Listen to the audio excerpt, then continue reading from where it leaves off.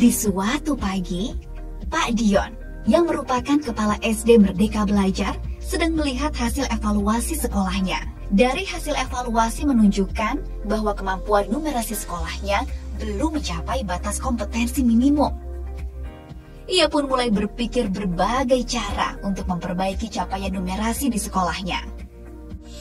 Pada waktu yang bersamaan, Budian memiliki kekhawatiran yang berbeda sebagai kepala SMP Gotong Royong.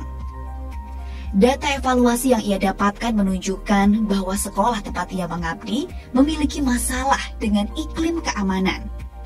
Perundungan merupakan salah satu isu penting yang perlu diatasi segera. Di sisi lain, Bu Sari, kepala SMA Indonesia Maju, sedang melihat hasil asesmen nasional yang menunjukkan capaian asesmen kompetensi minimum sekolahnya sangat baik. Namun, pada bagian survei karakter, sekolahnya memiliki hasil capaian yang masih kurang baik. Pak Dion, Budian, dan Bu Sari dengan para guru mulai membuka platform rapor pendidikan.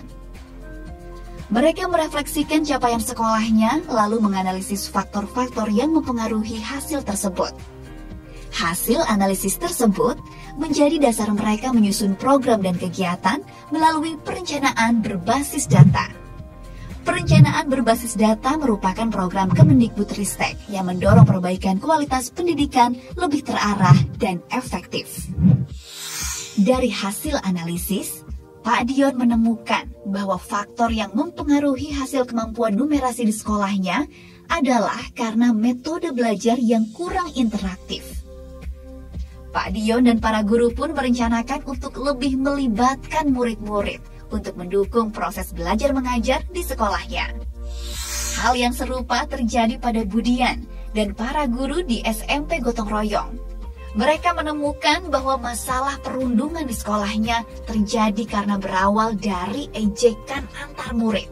Mereka pun merencanakan untuk mengadakan kegiatan diskusi rutin yang interaktif dan menarik bagi para murid tentang perundungan dan meningkatkan kualitas layanan bimbingan konseling.